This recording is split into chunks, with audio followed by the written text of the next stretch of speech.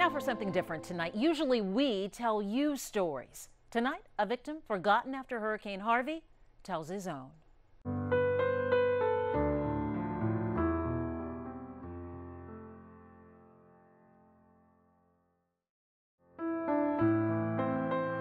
This is the interior of my house. I bought it in '76, my wife and I, and it never flooded.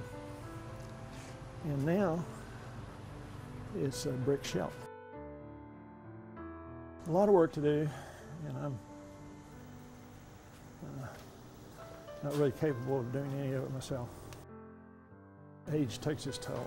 Well, the biggest struggle was the death of my wife, 5 years fighting cancer. She had multiple myeloma. As the oncologist explained it, you might live the rest of your life and never have anything done, never need chemo, never anything. Her strength, that 5 years, fighting, she's probably stronger than I was. She loved this house. This was her sewing room. She had a sewing machine. She liked to sew, she liked to embroider. A lot of memories in here. 36 years. And we thoroughly enjoyed it. You know, I see her, feel her. You know, so yeah, that's important. You know, I'd like to stay here until I die. Talking life after Harvey, and this disabled veteran feels he's been forgotten. He lost his home 5 years after losing his wife. Since we did the first story, what's changed? Nothing other than I've got some people I'm talking to.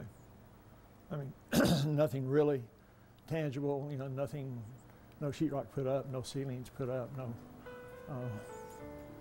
appliances or anything given. It's just a matter of doing the paperwork and then contacting someone that can do it. How would she react? Well, she'd say, get off your tail and do something.